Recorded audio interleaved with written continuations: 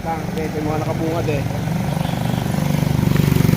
Ito yung ano guys, booking area para sa pagtawid doon sa Anong sakyan mo ay? Katiklan. Ay, wala.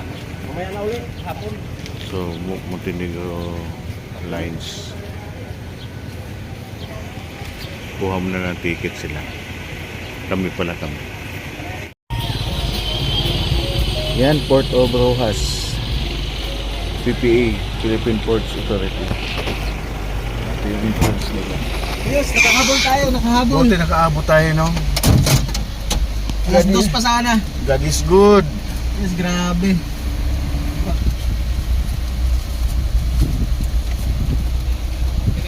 Yes, kami na lang. Merry Christmas sir, Happy New Year. Dala namin yung susi. Yes sir. Nagbalik tayo ang bit. Oh, lista.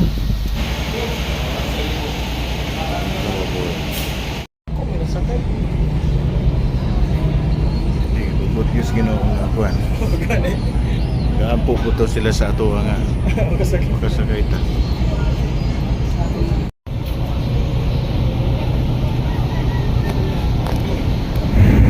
So, dito na kami guys. Tumatawid na kami. Papunta na kami ng Panay Island. Particularly sa Katiklan.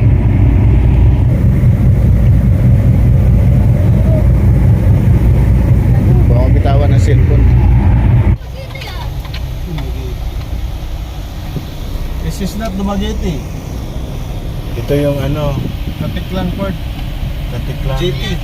Katiklan GT Port. May mga yate, oh. Yate. Grabe yung latayan sa mga tao.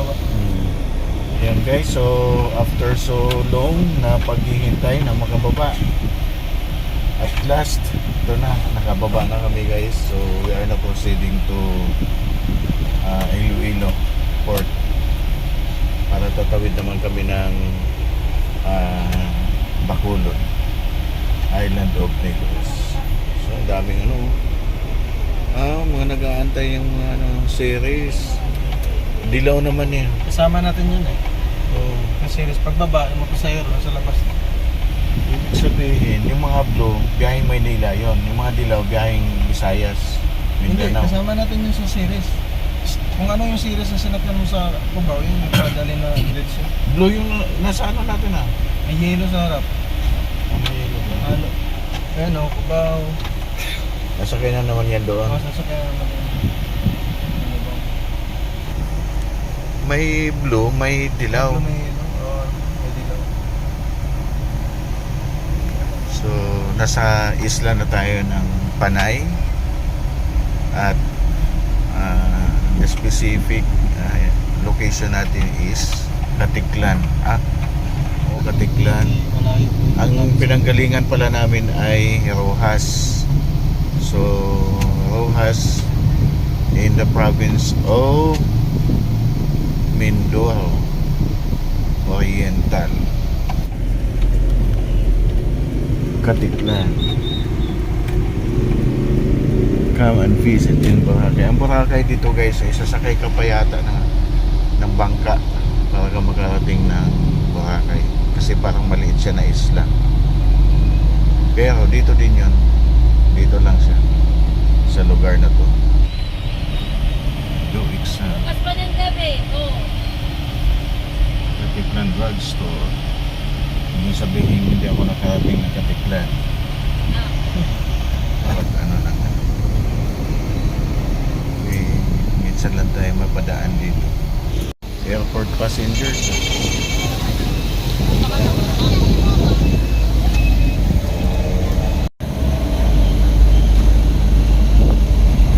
Tigil. Ang paraiso. Andres Resort.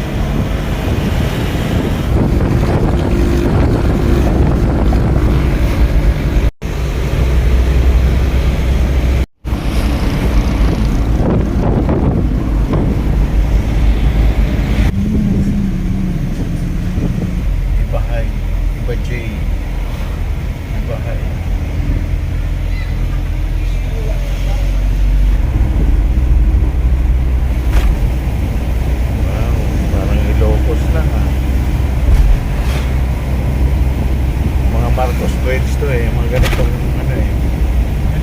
Kay Marcos to eh. Yung matandang Marcos. Ganyan yung sa Bagatman eh.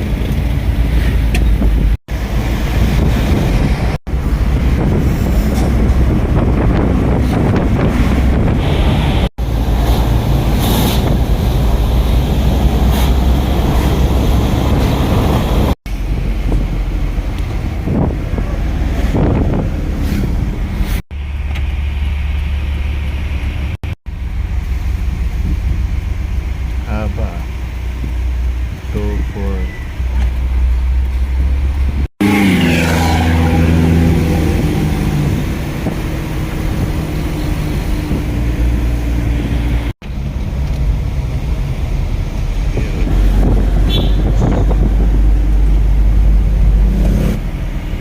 bagong palengke.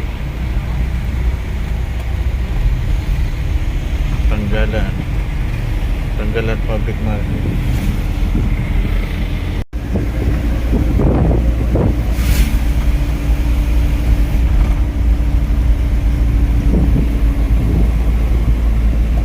Tangalan.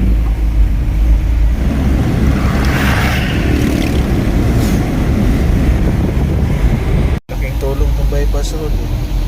Dati wala kasi to eh.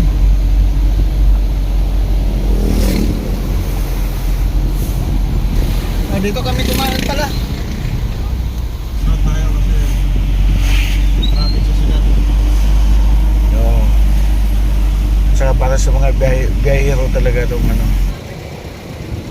So ayun guys, ngayon ay December 21 na. Umalis kami guys ng December 19. Pero andito pa rin kami sa part ng Iloilo guys. Hindi pa kami nakasakay ng barko patawid doon sa Bacolod. Ganito kahirap dito guys kapag nagla-land trip ka. Here we are. Nandito na ako sa Negros guys. Nandito na kami sa Negros Occidental, my homeland. Bacolod, port ng Bacolod. Saan ba yung yung sa Negros Navigation dating? Dito yun. Diyan ako sinasalubong ni Pulon dati. Dito masalubong sa amin si Pulon. Minsan kasama si Kuya Badoy niya. Port of Bacolod, Bacolod City, Negros Occidental. Okay, so after a long hour of waiting from 9 in the evening till 11:30 or till 11 in the morning of waiting, more than one night of waiting to be here in the port of Bacolod. Bacolod. So kami ang kauna-unahang sasakyan guys dito sa harapan na bababa dito sa barko. TriStar Shipping Company. Ayan, matak. Para mga zombie lang.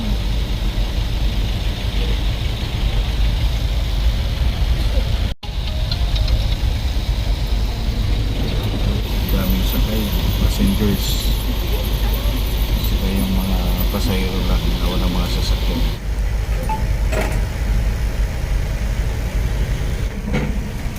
Okay. Wala na iba. Ang mahirap lang talaga siya. Ulap. Okay, so we are now in the land of promise. The land of my birth. Ano? Damogin nga salamat. May sinakyan.